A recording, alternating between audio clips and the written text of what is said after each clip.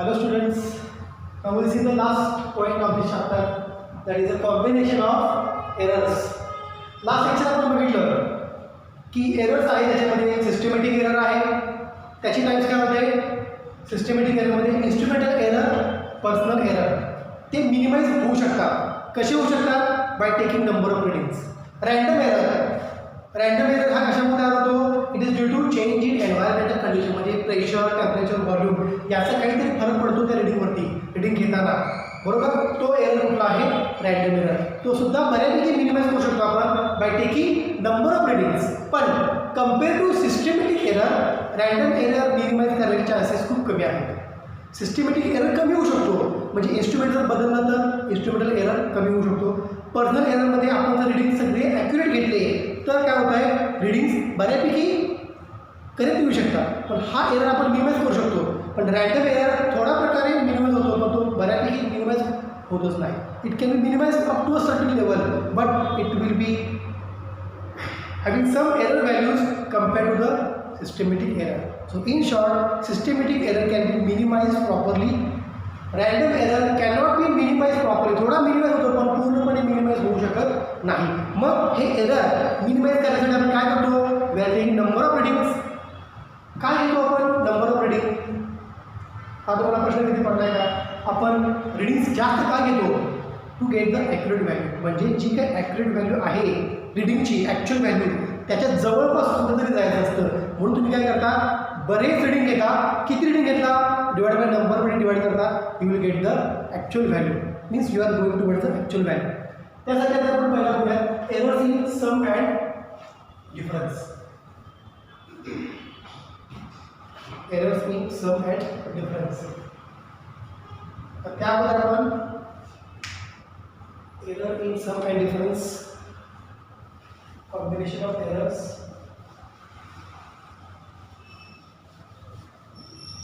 We discuss first that is the average value of errors. Average value किंवा याला म्हणतात most प्रोबॅबल, शक्य जी आहे ती most प्रोबॅबल value.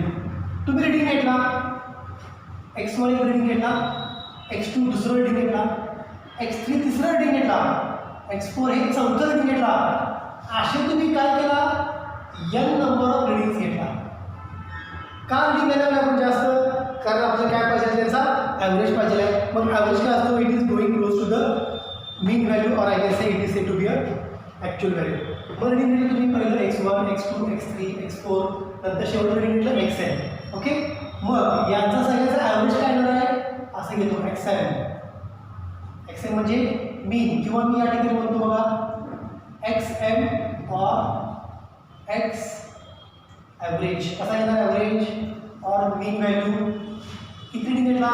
1 2 3 4, 1 2 3 4 up to last reading xn divided by किती रिडिंगचं घेतलं तुम्ही?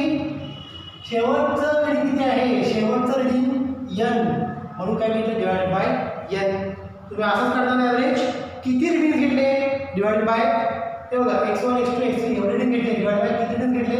It is n. So mean value, average value, mean value और मोस्ट प्रोबॅबल व्हॅल्यू xn घ्या किंवा x ॲव्हरेज घ्या, दोघांचा अर्थ एकच आहे. मीन व्हॅल्यू म्हणजे काय असते? ती average value is equal to. आता हे सगळे रिडिंग्स मी कंबाईनमध्ये कसे देतो बघा? 1/n summation I goes from 1 to n, it is xi. xi म्हणजे काय बघा? i ची व्हॅल्यू काय? 1 म्हणजे x1. i ची व्हॅल्यू 2 म्हणजे इथे काय आलं? x2. i ची व्हॅल्यू 3 म्हणजे काय आलं? x3. i ची व्हॅल्यू 4 म्हणजे काय आलं? x4. शेवट i ची व्हॅल्यू किती आली? n म्हणजे xn म्हणजे xn. म्हणजे इक्वेशन कसं लिहिलं बघा? This equation can be taken as a summation form. This is mean value of the readings. So xn mean value घ्या किंवा ॲव्हरेज व्हॅल्यू, दोघांचा अर्थ एकच आहे. हा झाला पहिला ॲव्हरेज व्हॅल्यू और मीन व्हॅल्यू और most probable value. It can be indicated by, it is x l. ठीक आहे. Second, absolute error.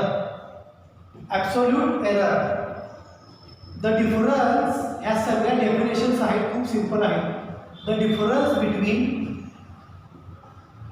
Mean value and measured value. The difference between mean value and measured value is called as the absolute error. It is indicated by delta A. mod. mod चा अर्थ काय असतो बघा, फक्त magnitude, म्हणजे त्याची value फक्त काय पाहिजे, पॉझिटिव्ह पाहिजे, म्हणून याला काय लिहिलं, modulus.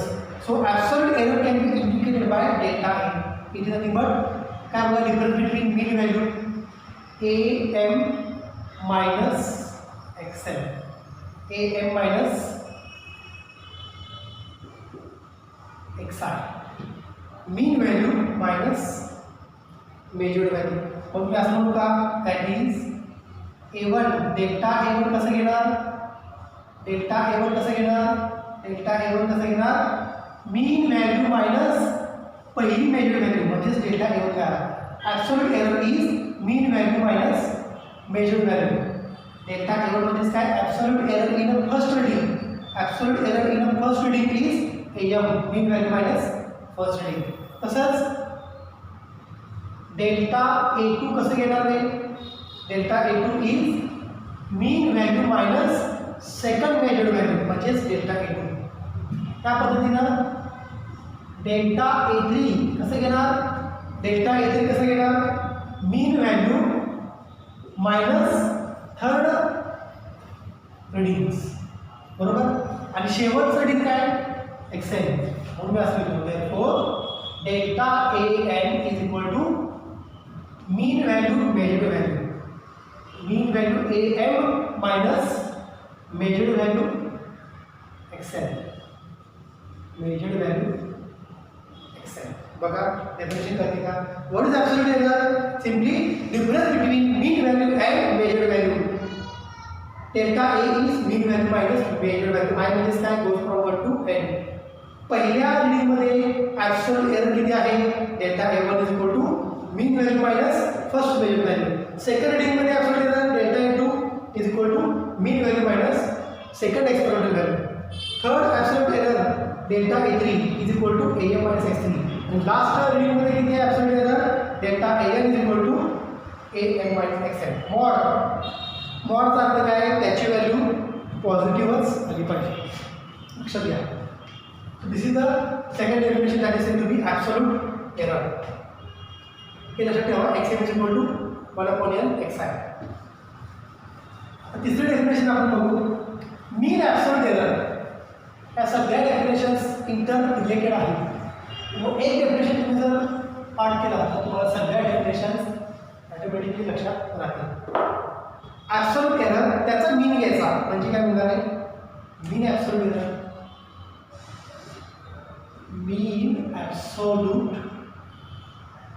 Error, mean absolute error म्हणजे जर आपण मीन घ्यायचा ना, delta AM, delta AM is equal to कसं घेणार, मग अशी तुम्हाला सांगितलं मीन कसा काढतो, नंबर ऑफ किती रीडिंग घेतले, X1 X2 X3 X4 divide by total number of readings 10. मग इथं काय A1 A2 A3 A4. So mean value absolute एररची मीन कशी काढणार, delta AM is equal to delta A1 plus delta A2 plus delta A3 plus last reading काय delta AN divided by total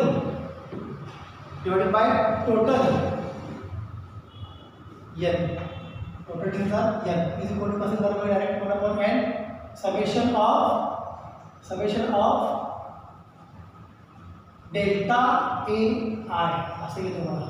I goes from 1 to n. I म्हणजे 1 is equal to A1 म्हणजे A1, I is equal to असेल तर A2, I is equal to 3 असेल तर A3, I is equal to n असेल तर direct AN म्हणजे I goes from 1 to n. So this gives mean absolute error. Absolute error का आला तुम्हाला, मीन ॲब्सोल्यूट एरर का आला. आता रिलेटिव्ह एरर ह्या डायरेक्ट डेफिनेशन्स आहेत त्या तुम्हाला पाठ करायला लागतील. ओके. द रेशो ऑफ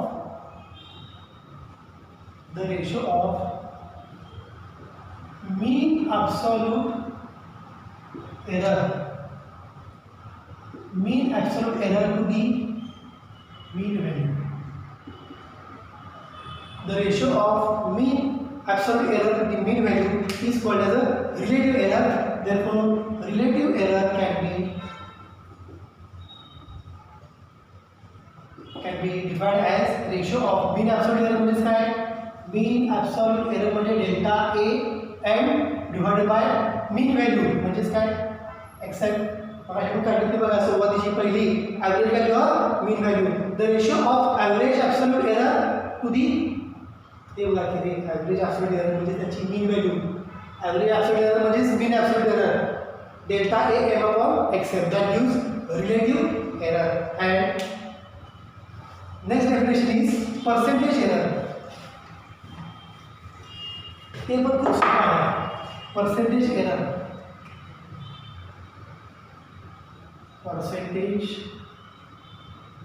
कसा डिफाइन करायचा. पर्सेंटेज एरर अगदी सिंपल आहे. लक्षात घ्या काय जो काही रिलेटिव्ह एरर येतो त्याला काय करायचं मल्टिप्लाइड बाय 100. म्हणजेच बघा रिलेटिव्ह एरर किती आहे delta A M upon mean value x M into 100. that gives the percentage error. So percentage error is nothing but relative error into 100. Relative error is nothing but ratio of mean absolute error to the mean value. And what is mean absolute error? Mean absolute error सगळ्या absolute errors चे addition divided by number of जे तुम्ही घेतला आहे A1 A2 A3 याचा count that is total number of absolute errors. Total number of absolute errors 1/n summation I goes from 1 to n that gives summation AI. Okay. आता आपण पुढचा point बघू. हे डेफिनेशन काय असणार आपण पुढचा पॉईंट लगेच बघू. That is combination of errors. कुठले कुठले एरर्स आहेत कॉम्बिनेशन. जर इक्वेशन प्लस असेल तर एरर कसा असेल, जर इक्वेशन मायनस असेल तर एरर कसा असेल, जर इक्वेशनमध्ये मल्टिप्लिकेशन असेल तर एरर कसा, आणि जर इक्वेशन डिव्हिजन असेल म्हणजे जर डिव्हिजन म्हणजे त्याच्यामध्ये भागाकार असेल इक्वेशनमध्ये तर त्याचा एरर कसा काढायचा ते आपण आता लगेच डिस्कस करूयात. Okay. So I can say that is the मी हा पॉईंट शेवटी का घेतला कारण तो एररची कन्सेप्ट तुम्हाला डेफिनेशन कळालं तर तुम्हाला हे पुढचे पॉईंट करेक्टली समजतील. Combination of errors. Combination of errors म्हणजे पहिला पॉईंट म्हणजे error in sum and difference. Sum म्हणजे ॲडिशन, डिफरन्स म्हणजे सबट्रॅक्शन. अगदी सिंपल आहे बघा. सम म्हणजे काय करायचं असं इक्वेशन आहे z is equal to x plus y असं इक्वेशन आहे. ही पण एक फिजिकल क्वांटिटी आहे जी मेजर केले, x मेजर केले, y पण मेजर केले, पण तिघांच्यामध्ये काय आहे एरर आहे. z मध्ये एरर काय z प्लस डेल्टा z. मगाशी मी सांगितलं डेल्टाचा अर्थ काय एरर. z मध्ये असणारा एरर कसा दाखवायचा डेल्टा z. म्हणजे रीडिंग जर असेल 2.4 तुमचा आहे 2.39 बरोबर. म्हणजे याच्यामध्ये फरक किती आहे बघा 0.01 आहे. म्हणजे तुम्ही इक्वेशन कसं लिहिणार हे जर z असेल आणि हे जर डेल्टा z असेल तर कसं लिहिणार 2.4 2.4 आहे आले किती 2.1 म्हणजे मागा आहे 2.4 मायनस 0.1 हे झालं इक्वेशन एररचं ॲक्च्युअल व्हॅल्यू बरोबर आहे का. हा तुझा एरर आहे. जर पुढे गेला असतं तर 41 असतं तर नाही 41 असतं तर एरर 1 न वाढला म्हणजे डेल्टा z वाढला म्हणजे काय आला असतं असं 2.4 प्लस 0.1 म्हणजे एरर प्लस पण असू शकतो मायनस पण असू शकतो. एरर प्लस पण असू शकतो मायनस पण असू शकतो. आता बघा z मध्ये असणारा error delta z is equal to x plus x मध्ये असणारा error delta x plus y reading घेतलाय बरोबर. प्लस वायमध्ये असताना परत डेल्टा वाय. मी या ठिकाणी फरक असा घेतो का प्लस मायनस, कारण मला म्हटलं एरर पुढं पण जाऊ शकेल किंवा मागं पण असेल व्हॅल्यूच्या. एक्सची जी व्हॅल्यू आहे त्याच्यापेक्षा एरर पुढं पण असेल, त्याच्यापेक्षा एरर मागं पण असेल, म्हणून या ठिकाणी काय म्हणते प्लस मायनस. एरर वाढेल किंवा कमी होईल. वायला सुद्धा काय असणार आहे, एरर वाढेल किंवा कमी होईल. म्हणून इक्वेशन असं होतं बघा, z plus delta Z is equal to x plus y. बघा एक्स प्लस वाय आणि हे plus minus delta x plus minus delta y. Plus minus delta x plus minus delta Y. पण झेड इज इक्वल टू काय, x plus y, म्हणून z is equal to x plus y आणि हे x plus Y cancel झालं. त्यामुळं सम म्हणजे addition असेल इक्वेशनची addition असेल तर एरर कसा लिहायचा, delta Z is equal to plus minus delta x plus minus delta y. So keep in mind this equation. Sum equation असं असेल z is equal to x plus y, तर त्याचं एररचं equation काय आहे, तर त्याचं एररचं इक्वेशन काय असणार आहे, delta Z is equal to plus minus delta x plus minus delta Y. Delta झेडमध्ये म्हणजे काय, झेडमध्ये असणारा एरर. डेल्टा एक्स पुढे पण असेल मागे पण असेल. ॲक्च्युअल व्हॅल्यूच्या एरर पुढे पण केला असेल, ॲक्च्युअलचे एरर मागे पण असेल, म्हणून हे प्लस मायनस डेल्टा एक्स. एक्समध्ये असणारा एरर प्लस डेल्टा वाय म्हणजे वायमध्ये असणारा एरर, जो वाढलाय पण किंवा कमी पण झाला हे माहिती नाही, म्हणून आपण काय केलं आहे प्लस मायनस.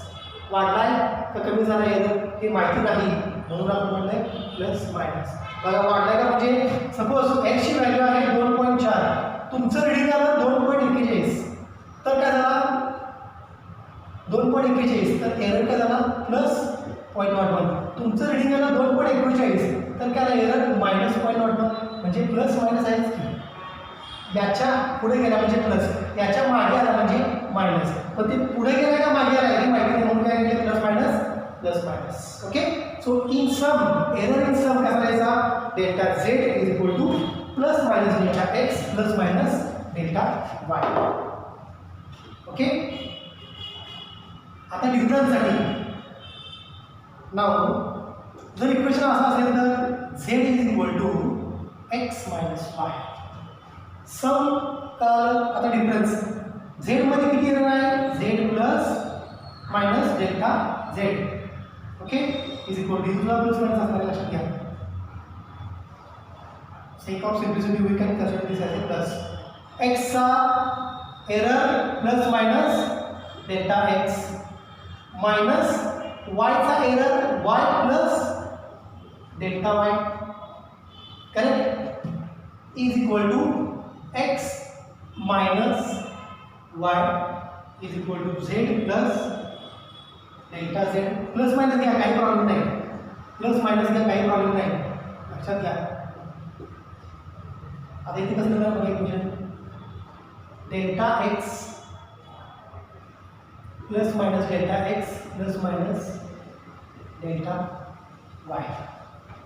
बघा ना एक्स मायनस वाय कॉमन काढलं, प्लस मायनस डेल्टा एक्स. आता हे म्हणा सर हे मायनस यायला आहे, याला मल्टिप्लाय केला हे मायनस होणार की, हे आपण बघायचं आहे, चेक करायचं आहे. ओके. मग बघा झेड इज इक्वल टू काय एक्स मायनस वाय, त्यामुळे हे काय कॅन्सल झाला. So therefore plus minus Z delta Z is equal to plus minus delta x plus minus delta Y. Same याच्यासाठी इक्वेशन आलं, पण फरक काय बघा, हे मायनस आहे बरोबर आहे का, हे मायनस आहे, minus Y plus delta Y, मग हे minus Y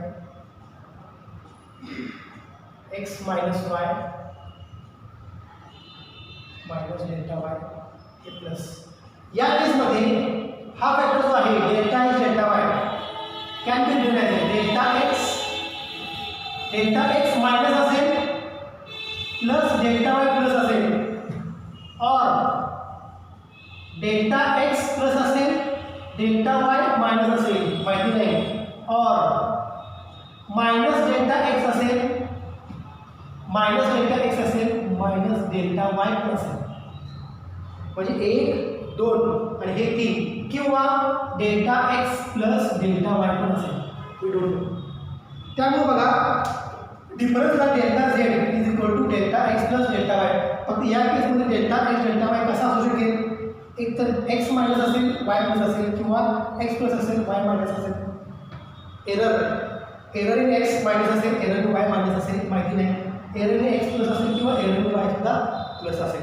so only the difference is that these are the some possible values for this delta x and delta y for z is equal to x minus y. Okay, now we'll see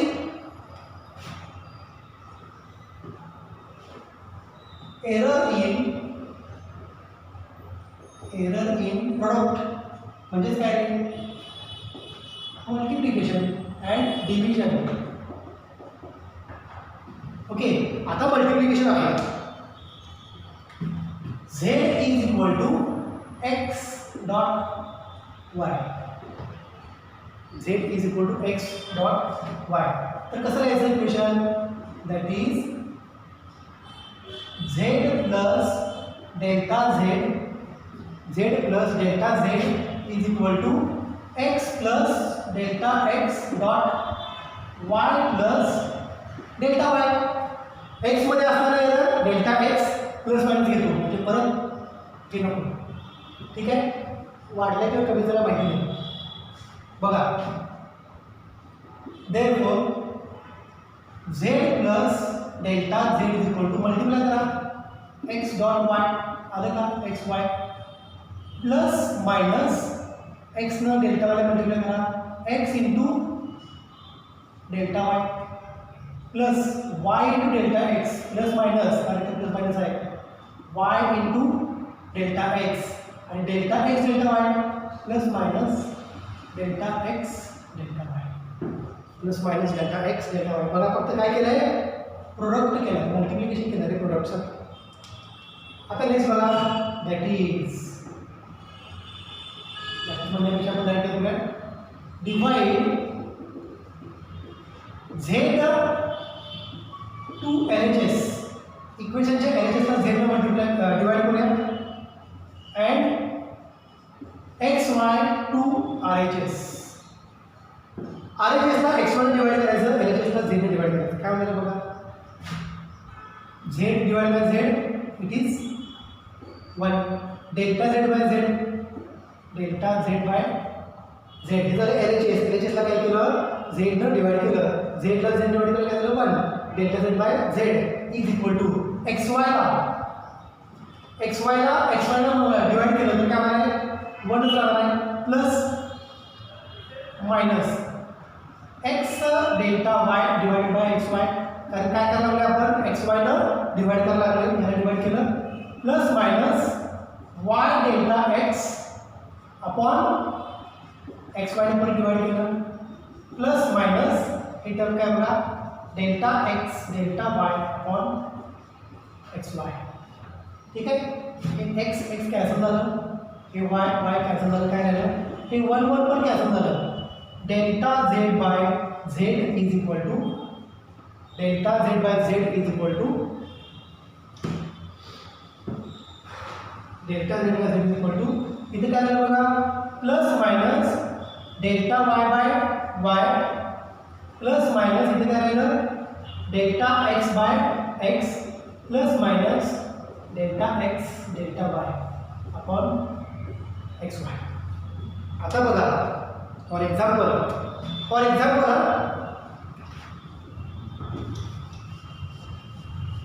x आणि y काय आहे?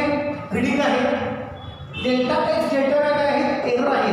म्हणजे जर x ची value 2.4 आहे आणि delta x किती आला आहे? 0.01. सपोज y ची व्हॅल्यू 2.6 आहे, डेल्टा y एरर किती आला आहे? 0.02.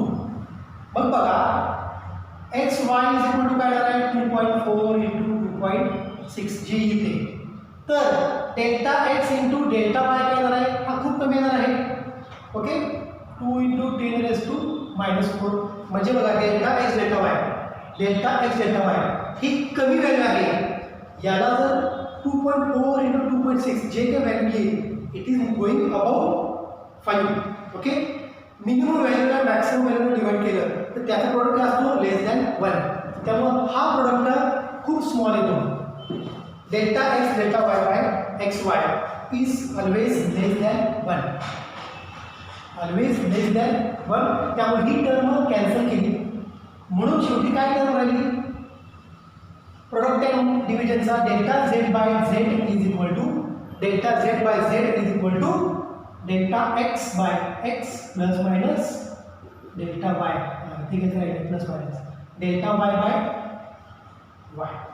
दिस is the final equation for error in the product and division. इथं काय आलं इथं पण झाला प्रोडक्टचा इथं पण काय आला प्रोडक्टचा झेड झेड कॅन्सल होतं बघा झेड इक्वल टू काय एक्स डॉट वाय हे एक्स डॉट वाय याला जर कॅन्सल झालं तर प्रोडक्टचं काय आहे delta Z is equal to x delta y plus y delta x plus delta x delta y आणि डिव्हिजनसाठी काय येणार आहे delta Z by Z is equal to plus minus delta x by x plus minus delta Y by Y.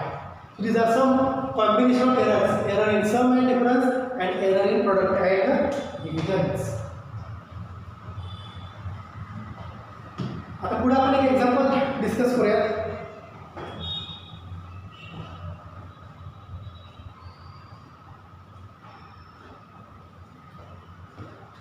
एखादा आपण example discuss करू आणि मग आपण या ठिकाणी थांबूया.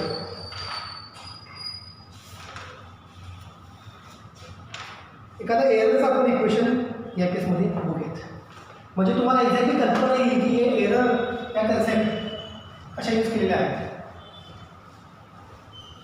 त्याच्या अगोदर आपण आणखी बघू एरर इन प्रोडक्ट झालं डिव्हिजन झालं error in sum and difference झालं आणि तिसरा काय आहे एरर इन पॉवर्स असेल तर म्हणजे बघा एक्स रेस टू क्यूब असेल तर हा डायरेक्ट कसं लिहायचं बघा 3 into delta x by x 2x square plus बघा 2x square x square plus x cube असं असेल तर कसं लिहिणार पॉवर पुढे घ्यायची 2x मधला डेल्टा एक्स बाय एक्स हे वाय म्हणतो दोन्ही इक्वेशन चेंज करूयात प्लस क्यूब हे असेल ना 3 डेल्टा वाय बाय वाय म्हणजे इन जनरल एरर इन पॉवरचा फॉर्म्युला काय आहे X M into delta x by X हा फॉर्म्युला आहे. तर N stands for power S क्यूची पॉवर काय 3 into delta Y by Y. जर असं असेल तर व्हॉल्यूम व्ही क्यूब असेल तर कसं करणार 3 into delta v by v. Area कसं मोजतो आपण मीटर स्क्वेअरमध्ये बरोबर का म्हणजे सपोज काहीतरी आलं का याच्यामध्ये 2 स्क्वेअर आला एरिया 2 स्क्वेअर कसा लिहिणार एररच्या फॉर्ममध्ये 2 इंटू दॅट ही जर सपोज असेल एक्सची व्हॅल्यू आणि लेंथ म्हणजे 2 मीटर आहे डेल्टा एक्स अपॉन एक्स हे असेल जर एरिया असेल तर व्हॉल्यूम असेल डी क्यू कसं लिहायचं 3 into delta v by v area असेल 2 स्क्वेअर म्हणजे 2 into delta x by A or simply you can write delta E by E. So this A square is 2 into delta A by E. म्हणजे जर power असतील तर त्याचा कसा error काढायचा simply n times delta x by x म्हणजे जी value असेल व्हॉल्यूम असेल तर डेल्टा व्ही बाय व्ही एरिया असेल तर delta x by x. Okay this is the third type error in powers. आता आपण एक एक्झाम्पल बघूया.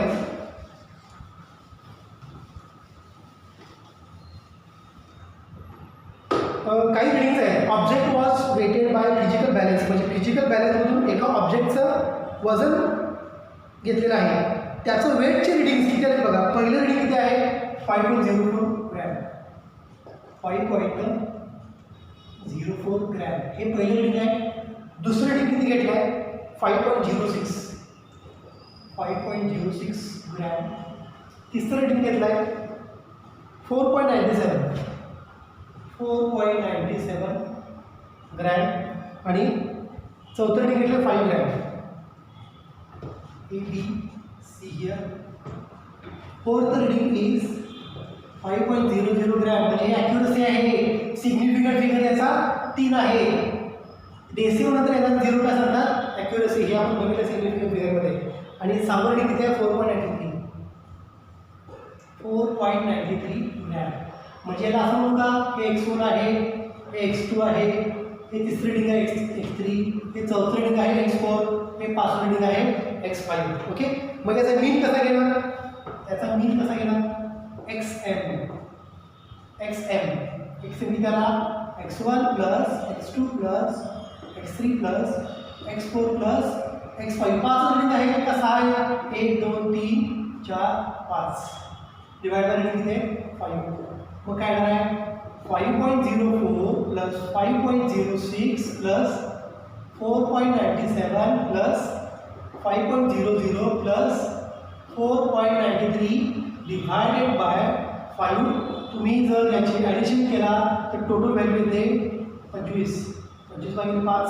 मीन व्हॅल्यू येते आणि 5 ग्रॅम, म्हणजे close to the standard value of that particular object whose weight you have taken in the digital balance. म्हणजे 5 वेळ reading येते, त्या 5 रीडिंगचा मीन किती आला? एवढा आला. बरोबर, त्या 5 रीडिंगचा मीन किती एवढा आला. आता काय करायचं? ॲब्सोल्यूट एरर हे झालं पहिलं. ॲब्सोल्यूट एरर कसा काढतो? ॲब्सोल्यूट एरर डेल्टा A1 म्हणजे काय? मीन व्हॅल्यू मायनस फर्स्ट व्हॅल्यू. तो मीन व्हॅल्यू किती आहे?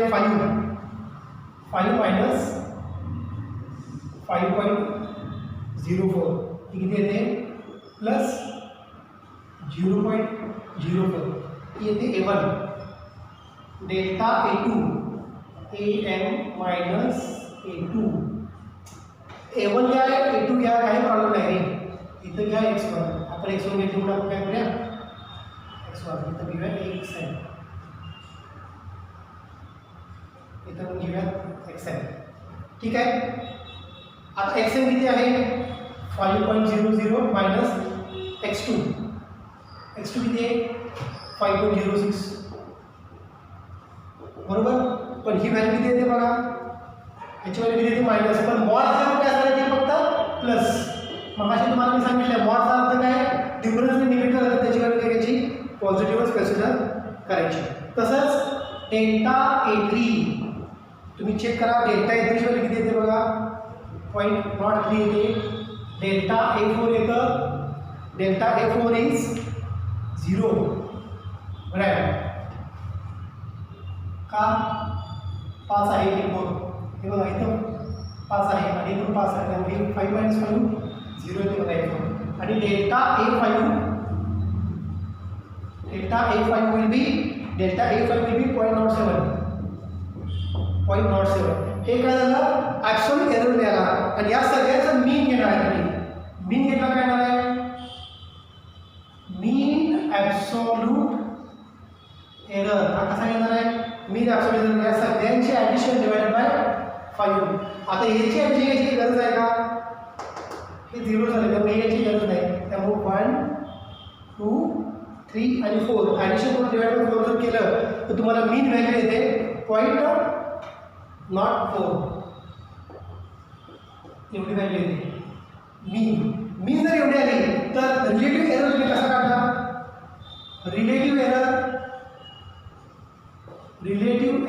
Is mean error. तुम्हाला आपण डेफिनेशन सांगितले. मीन ॲब्सोल्यूट एरर और average absolute error divide by mean value म्हणजे 0.04 डिवाइड बाय मीन व्हॅल्यू किती आले? 5. बरोबर. मग याची व्हॅल्यू काय कराय?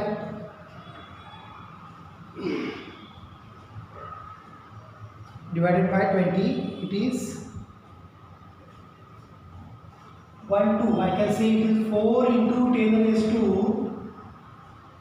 1 2 minus 2 divided by 5. It is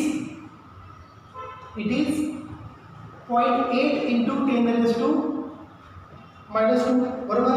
relative error किती आला? 0.8 into 10 raised to minus 2. आता याचा काय घ्यायचा आहे? Percentage error. रिलेटिव्ह एरर झाला. आता पर्सेंटेज एरर कसा घ्यायचा असतो? Percentage error relative error into 100. म्हणजे याला तुम्ही 100 मल्टिप्लाय केला, याला जर तुम्ही 100 मल्टिप्लाय केला तर तुम्हाला काय मिळेल? Percentage error. म्हणजे बघा percentage error is equal to relative error किती आहे? 0.8 into 10 raise to minus 2 into 100.